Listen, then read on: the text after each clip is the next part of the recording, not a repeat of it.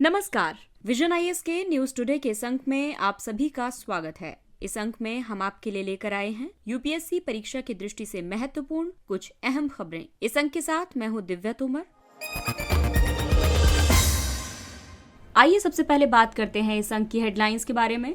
संयुक्त राज्य अमेरिका भारत रणनीतिक स्वच्छ ऊर्जा साझेदारी की मंत्री स्तरीय बैठक नई दिल्ली में आयोजित हुई। विश्व स्वास्थ्य संगठन के मुताबिक कोविड-19 महामारी के बाद बच्चों के टीकाकरण में वृद्धि होने लगी है। The path to equal twin indices on women empowerment and gender equality report जारी की गई। ग्रामीण विकास मंत्रालय ने भूमि सम्मान पुरस्कार 2023 प्रदान किए। बहुक्षेत्रीय तकनीकी और आर्थिक सहयोग के लिए बंगाल की खाड़ी पहल यानी बिम्स्टेक के विदेश मंत्रियों की बैठक थाईलैंड में संपन्न हुई। आंध्र प्रदेश की रुद्रगिरी पहाड़ी पर शैल कलाकृतियों का सम्मिश्रण प्राप्त हुआ। और आइए अब खबरों पर विस्तार से चर्चा करते हैं।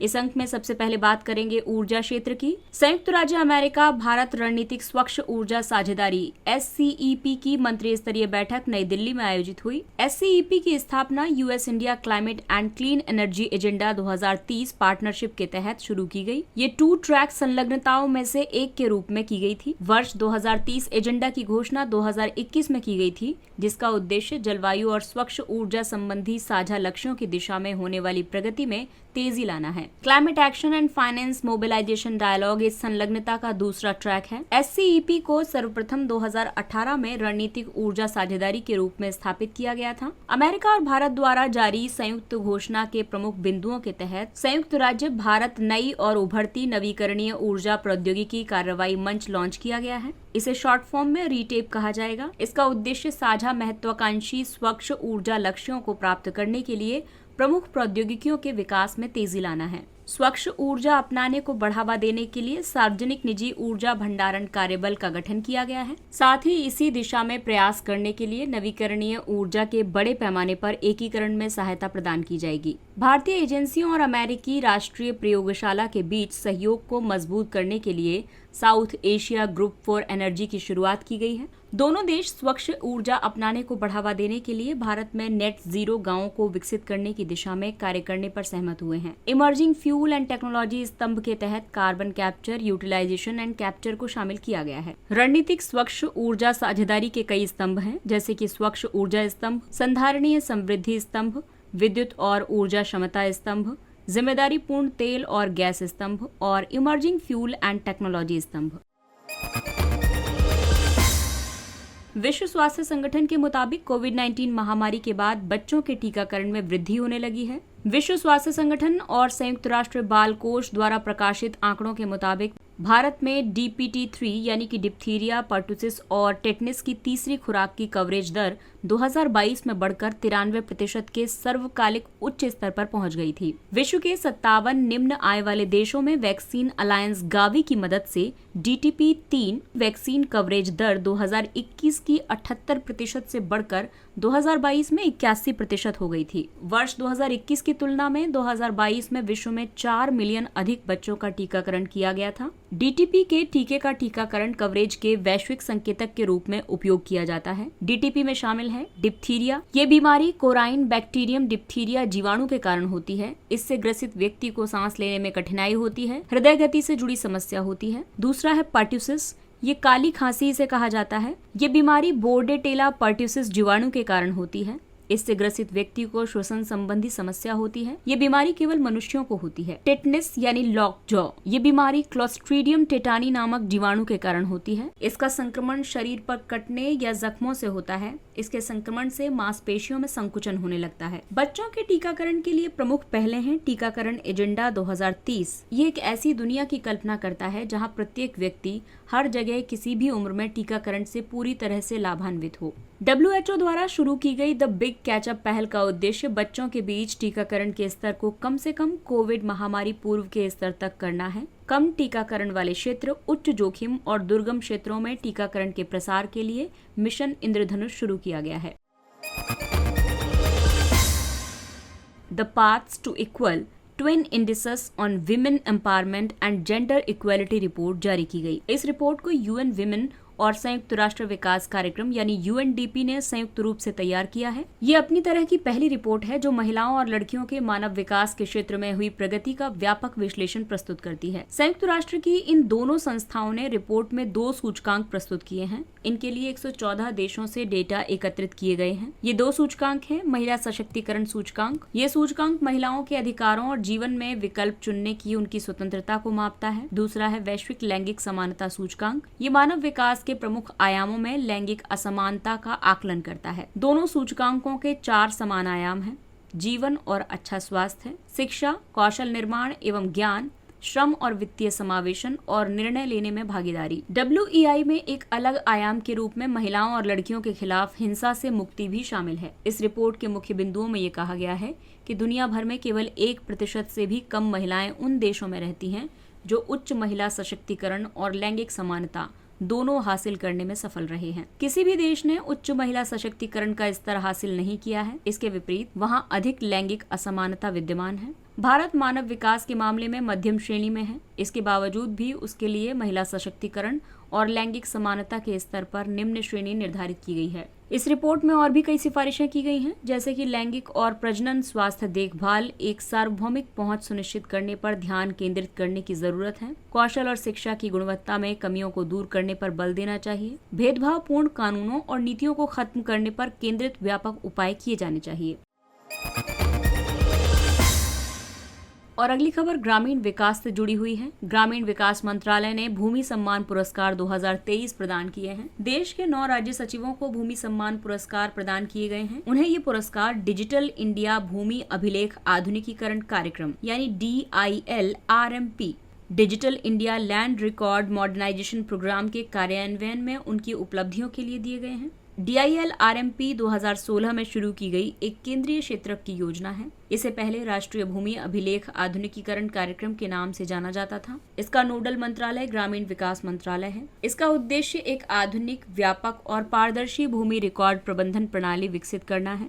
DILRMP को 2021-22 से 5 साल यानी कि 2025-26 तक के लिए बढ़ा दिया गया है। भू अभिलेखों के आधुनिकीकरण का काफी महत्व है, क्योंकि नागरिक और सरकारी अधिकारियों के बीच इंटरफेस या संपर्क कम होता है और पारदर्शिता में वृद्धि होती है। स्पष्ट भू स्वामित्व कृषि के लिए पूंजी और ऋण की आपूर्ति को सुविधाजनक बनाता है। इसके अलावा भू अभिलेखों का आधुनिकीकरण होने से अदालतों में भूमि विवाद से जुड़े लंबित मामलों की बड़ी संख्या को कम करने में मदद मिलेगी। केंद्र और राज्य सरकार के लिए भूमि सुधार लागू करने में उपयोगी है। भूमि अधिकारों में सुधार के लिए कई पहलें भी शुरू की गई हैं, जैसे कि विशिष्ट भूखंड पहचान संख्या unique land parcel identification number. ये भू आधार 14 अंकीय पहचान संख्या है। ये प्रत्येक भूखंड के अक्षांश और देशांतर निर्देशांकों के आधार पर सृजित की जाती है। इसके अलावा स्वामित्व योजना है। इसके अंतर्गत गांव में संपत्ति के मालिकों को रिकॉर्ड ऑफ राइट्स प्रदान करने के साथ साथ कानूनी रूप से मान्य स्वामित्व कार्ड भी जारी किए जाते हैं।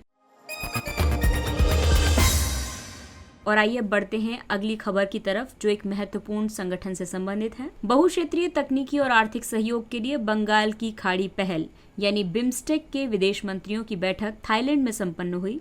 भारत ने थाईलैंड की राजधानी बैंकॉक में बिम्स्टेक विदेश मंत्रियों की अब तक की पहली बैठक में भाग लिया। बिम्स्टेक एक क्षेत्रीय संगठन है। इसकी स्थापना 1997 में बैंकॉक घोषणा पर हस्ताक्षर के साथ की गई थी। इसका सचिवालय बांग्लादेश के ढाका में स्थित है। प्रारंभ में इसका गठन 4 सदस्य राष्ट्रों बांग्लादेश, भारत, श्रीलंका और थाईलैंड के साथ किया गया था। तब इसका संक्षिप्त नाम बिस्टेक था। म्यांमार 1997 में, नेपाल 2004 में और भूटान भी 2004 में इस संगठन में शामिल होने के बाद 2004 में ही इसका नाम बिम्स्टेक रखा गया। बिम्स्टेक के संस्थापक सिद्धांतों में है संप्रभु समानता, क्षेत्रीय अखंडता, राजनीतिक स्वतंत्रता, आंतरिक मामलों में हस्तक्षेप, ये शांतिपूर्ण सह अस्तित्व और पारस्परिक लाभ पर आधारित है। भारत के लिए बिम्स्टेक का महत्व इसलिए भी है क्योंकि ये भारत की विदेश नीतियों यानी कि नेबरहुड फर्स्ट पॉलिसी और एक्ट ईस्ट पॉलिसी के लक्ष्यों को प्राप्त करने के लिए एक संपर्क कड़ी के रूप में कार्य करता है। बांग्लादेश और म्यांमार जैसे सदस्य देशों के सहयोग से स्थल रुद्ध पूर्वोत्तर भारत के क्षेत्र का बेहतर ढंग से विकास किया जा सकता है। इस समूह के सदस्यों की सक्रिय भागीदारी से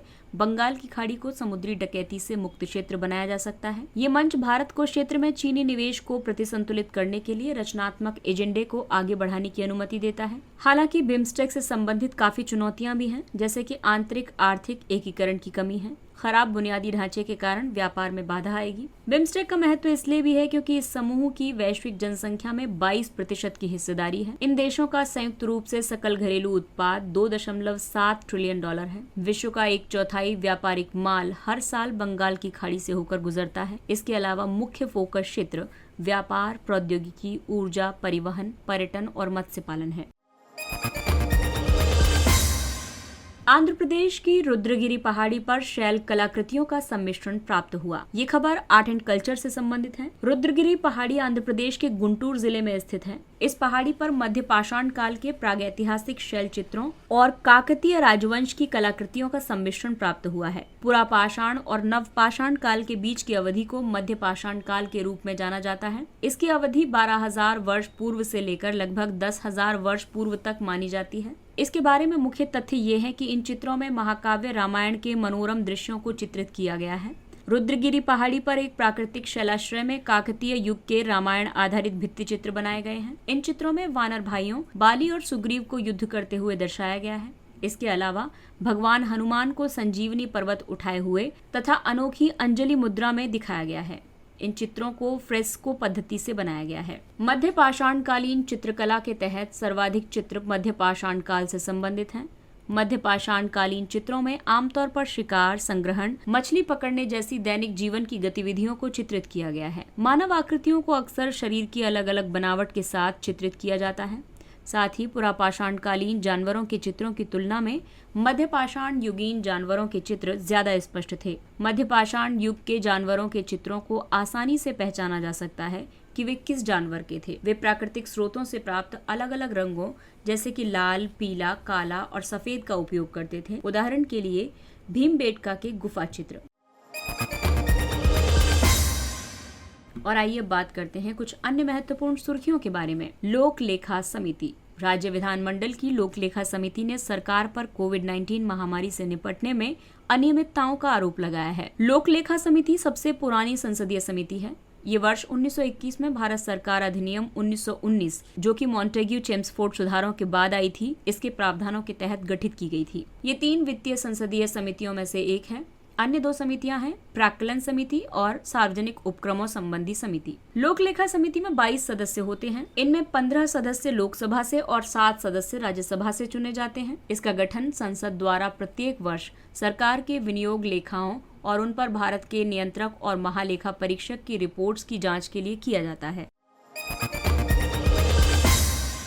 narcotic drugs and psychotropic substance अधिनियम धारा 27A। एनडीपीएस अधिनियम 1985 की धारा 27A अवैध तस्करी के वित्त पोषण और इससे जुड़े अपराधियों को शरण देने पर सजा का प्रावधान करती है। यह अधिनियम संबंधित प्राधिकारियों की अनुमति के बिना ड्रग्स के विनिर्माण, संवर्धन, स्वामित्व, बिक्री, खरीद, परिवहन, भंडारण या उपभोग को प्रतिबंधित करने के लिए पारित किया गया था। एनडीपीएस अधिनियम के तहत सभी अपराध संज्ञेय और गैर जमानती हैं।